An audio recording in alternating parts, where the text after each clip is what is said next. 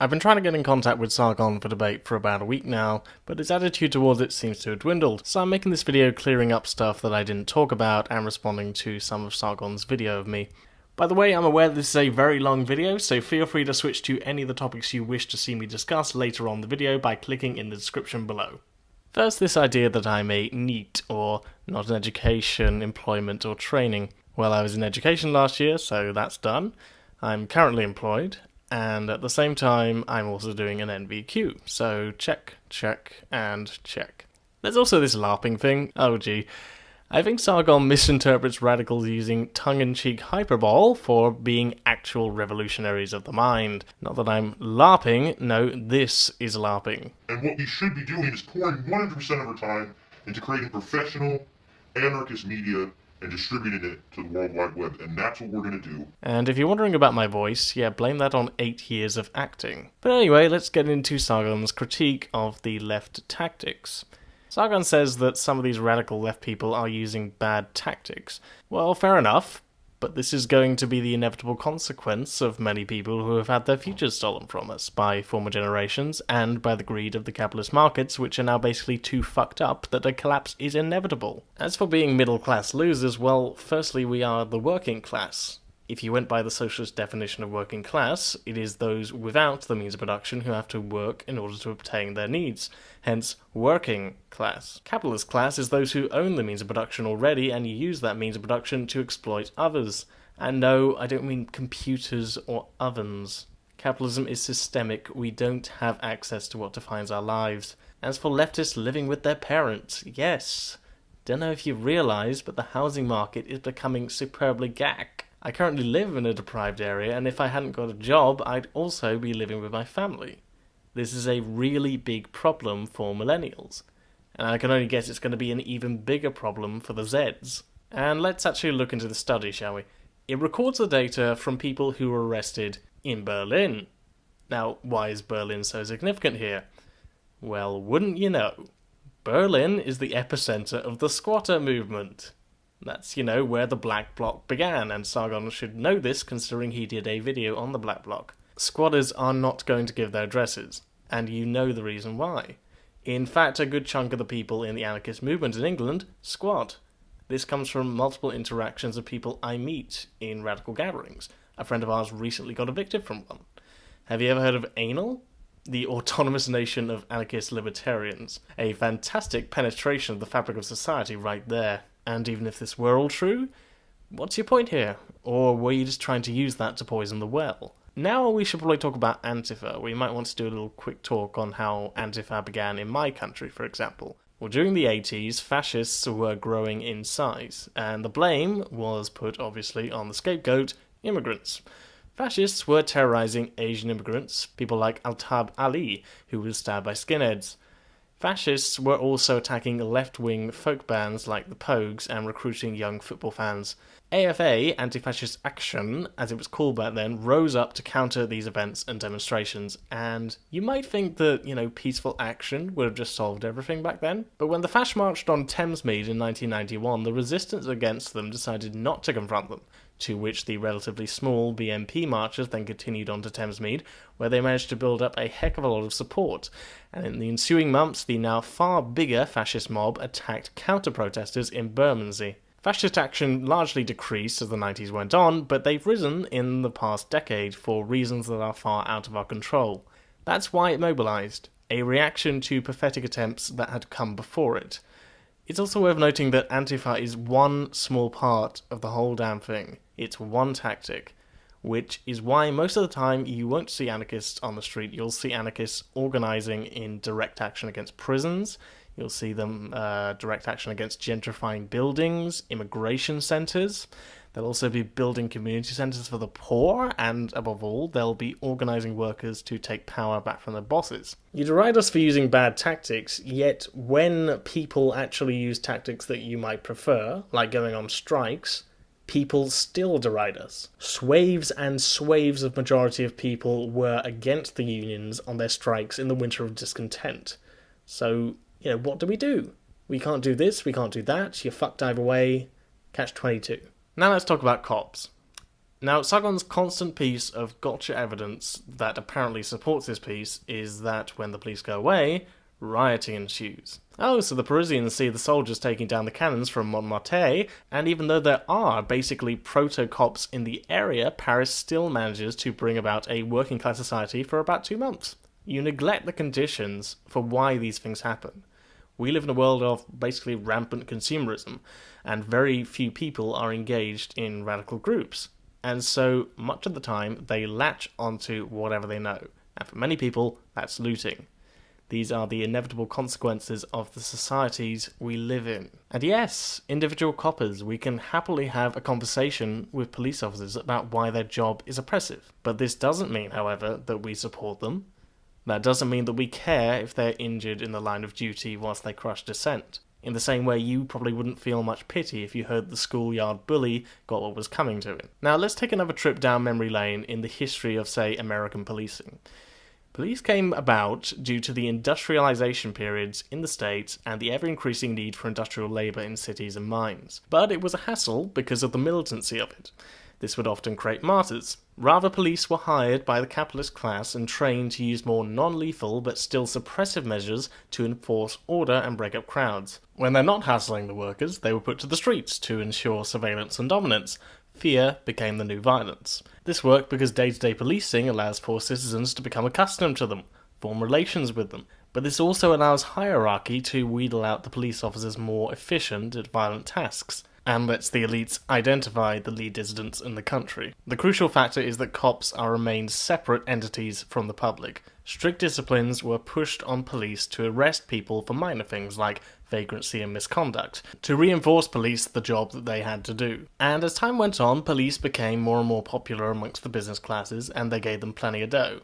And before long, this transformed into the police system we know today. I mean, look at these cops beating French rioters and even protesters because they oppose a Labour bill that was to come into effect. Or what about something closer to home from non-violent protesters? Here are some capitalists who are gentrifying London. They are a bunch of property owners. They are effectively dictating how common people will live. Now, here are the protesters outside. Notice who the cops are defending here. Not the powerless people who need a place to live. Why does someone have to believe that they are crushing dissent amongst the working class in order for it to be so? Just show me one example of an army officer who thinks his job is to defend British corporate interests. Or show me one military serviceman who believes his job in the Middle East is for oil. Yeah, you probably can't find any. Now here comes his point about me blaming capitalists is okay, but fascist blaming, immigrants and communists is very, very bad.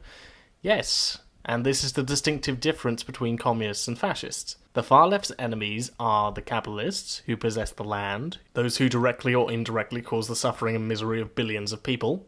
The far right, let's just say Trump for this matter, okay? I'm not saying he's far right by any means, okay?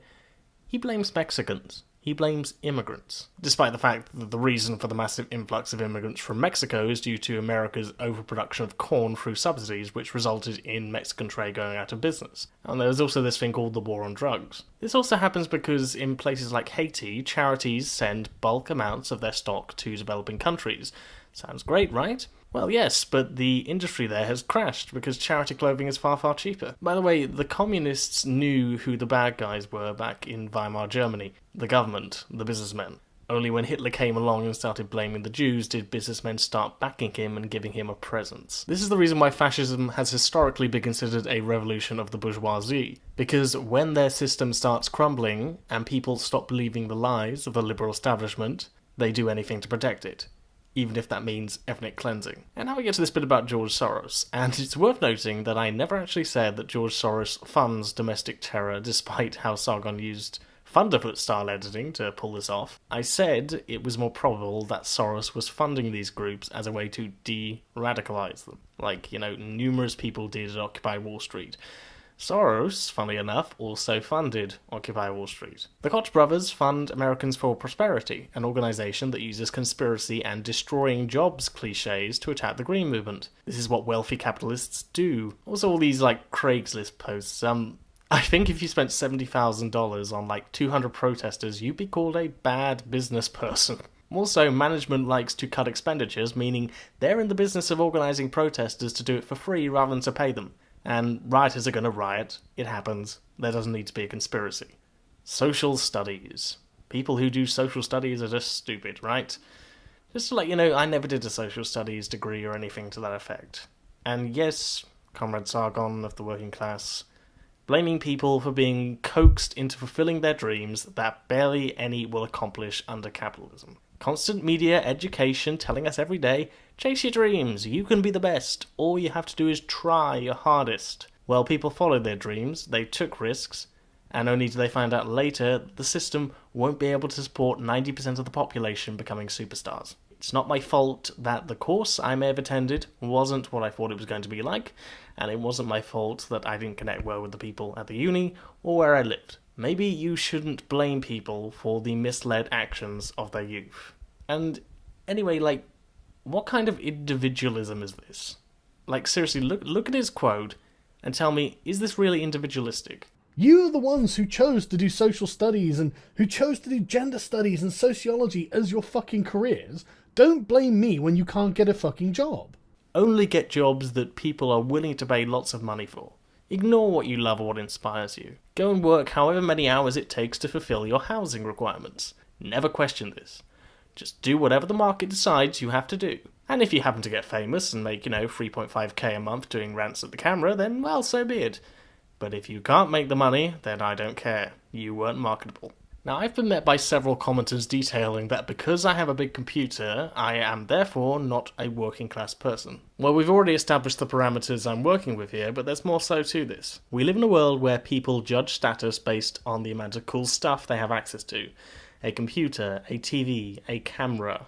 These things, however, neglect a larger point. Sure, I can afford these gadgets that I've built up over maybe 4 or 5 years by now, yet altogether they wouldn't even equal a year's rent, probably not even 8. A car is a far more expensive product than a computer, yet if I had one, people probably wouldn't be questioning my middle classness. And it begs a grander point, my generation cannot afford houses. Increasingly we're being pushed into more and more precarious work, and most of us are barely making above minimum wage. It's easier to chastise kids with their cool gadgets and fancy clothes. I'd trade that all in just to have the ability to afford a house and get a stable job as easily as my parents were able to in this system. Both of them were able to get a 2-bed house with a large garden and raise 3 kids with only one main breadwinner back in the early 80s. These things are minuscule in comparison to the fact that we are finding it harder and harder to make a life for ourselves. Relatively minor priced tech is not a statement of affluence. If so, benefits recipients with widescreen TVs would have no argument.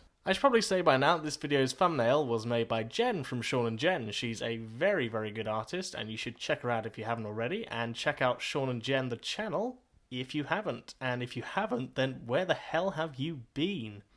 Right, so on with the rest of the video. And now we get on to the big one. Boy, I have been labelled a terrorist sympathiser as of late. Sargon, when it comes to terrorism, what do you think capitalism is?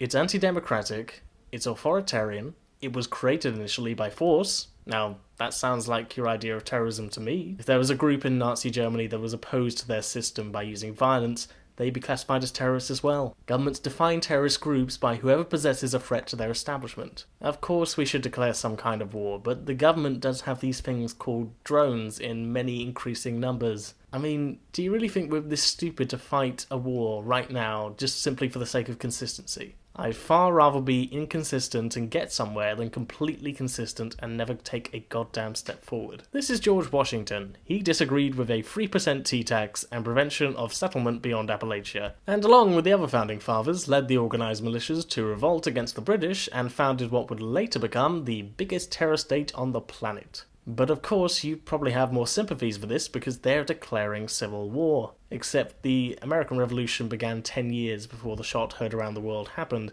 and there was plenty of rioting and violence that occurred prior to that. And, would you believe that the revolutionaries didn't coerce on-the-fence people to fight?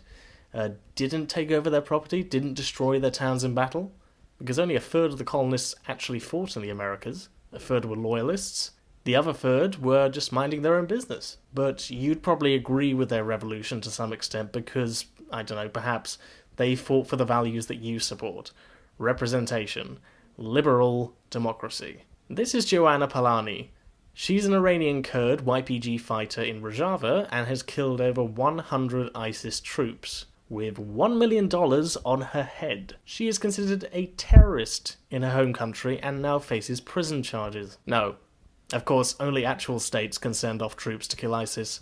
If they get there as part of a left-wing paramilitary, of which the region of Rojava is probably one of the most progressive societies in the Middle East, if not the world, stuff like direct democracy, secularism, communalism, women's rights, etc., well, then you're a terrorist. Fact is, yes, some groups, I'm going to say this, some groups have a better case for their violence than others, okay? Just a small point to Sargon's viewers, I've heard some of them say that the Revolutionary War was justified because it was in self-defense, as the British soldiers were killing unarmed protesters. Very well. Then let's talk about stuff like the Kent State Massacre, where 4 students were killed for peacefully protesting. What about the bombing of Move? Do you think the Black Panthers were bad at their particular situation in society? Ever heard of Blair Mountain? What about the Little O Massacre? What about the Haymarket Affair? I mean, why not just throw the entirety of the American labor movement? But I digress, I'm getting ahead of myself, as we'll discuss this later. In short, things that happen in other countries or far in the past are often considered tragedies or horrific events. Yet when those same things happen here and today, then it was just a simple misunderstanding or something that we find outrageous justifications for. Moving on, Sargon thinks that now, because of what I've said, it's justifiable for him to come and break my stuff. Sargon is aware of the difference between private property and personal property. He surely understands our view on bosses, but I guess not. If you're employing someone and making a profit, you're exploiting the workers. Okay? This is how much someone produces per hour. This is how much profit is made from those products. This is how much someone makes an hour. Where has all the money gone? Did the employee decide how much he was going to get? Or did the employer say, hey dude, who needs a job but wastes his education through little fault of his own? This is how much you're worth. Work for me, or you will eventually starve. It's the latter, isn't it? As David Gray put it, every $15 million home made to be bought by some Russian oligarch is $15 million worth of labour that could have been spent on hospitals, roads, council housing. But of course, this is our society, we live in is structured, and of course, we have no choice but to obey the law of the market. And you call yourself a radical. Wink wink. Speaking about private property, here's a little history on the right of private property for Sargon. Violence. No, I'm sorry, but this video is taking way too long, which is why I highly suggest these videos that give people a better understanding of where private property as we know it originated from. They're pretty good, and I suggest you definitely go watch them. Now we get to the point about real-life problems, and apparently anarchists, communists, whatever, don't actually care about the real-life problems of the poor, and that we're too utopian, and that we're just middle-class hippies and whatnot. Okay, believe me, there was a very strong socialist working-class presence back in the day. Like property owners using poor Irishmen as people to go down to the mines because they were cheaper than slaves. They'd arrive out of those mines, bleeding all over. In fact, it got so bad that when little girls went down to do the capitalist bidding, they'd sometimes think they were dying when they had their first periods. This created a radicalized working class in America and the rise of unions like the IWW, which amassed 150,000 members at its highest. Now, what happened to them? The establishment interfered, broke the union, other union members were shot and killed, many were arrested. Joe Hill got executed on circumstantial evidence of killing a police officer, despite massive evidence to the contrary. Big Bill had to flee to the Soviet Union to escape the harassment. When John Reed wanted to help increase the strength of the Communist Party, he was arrested for conspiracy. Well, no, that would have happened, but he was in Russia at the time, where he died because the US embargo on the Soviet Union had made huge shortages in medicine there. Yeah, so it looks like it was pretty damn scary back then, and the state and the capitalists did everything they could to repress the workers' movement.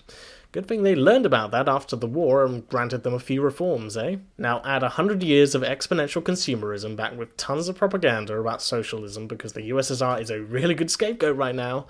The neoliberal reforms of the 80s, the destroying of unions in our countries, outsourcing of jobs, but oh wait, wasn't it the unions who were responsible for this? No, maybe it was not wanting to give the workers here such a good time, so they exploited another country. And now, who are the ones that the Conservatives blame? Immigrants. Again, they're a symptom. Now we get to liberals. And just the way he presented this just sounded like Fox News, alright? Yes, our statement has been against liberals, It has been against centrism, because quite like what Martin Luther King said, the greatest threat to the black people's struggle is not the radicals, but the overwhelming amount of moderates who chastise and tease people and tell us to calm down. I think, however, if I genuinely hate liberals, I probably wouldn't have many friends right now, would I? Okay, yeah, many of my best friends are liberals, moderates, centrists, whatever you want to call them. Most of us came from there. And those who have gotten past our puritanical early days as rad leftists have understood this, and we're trying to reach out. We're trying to be less sectarian. It is difficult, however, due to the manufacturing of consent from the media making our political spectrum incredibly minute to uncomfortable opinions. The debate is not as simple as, if you're a liberal, we hate you. For all the venting you see, it is, as I discussed, a form of frustration that inevitably comes out of a population that largely chastises radical opinion. There are some liberals that will irk us more than others, like Cenk Uygur, who doesn't even seem to acknowledge that there even is a radical left, who resort to conspiracy and false flag whenever there's a left-wing attack. Oh no, but he's only accusing them. But it's quite like Alex Jones.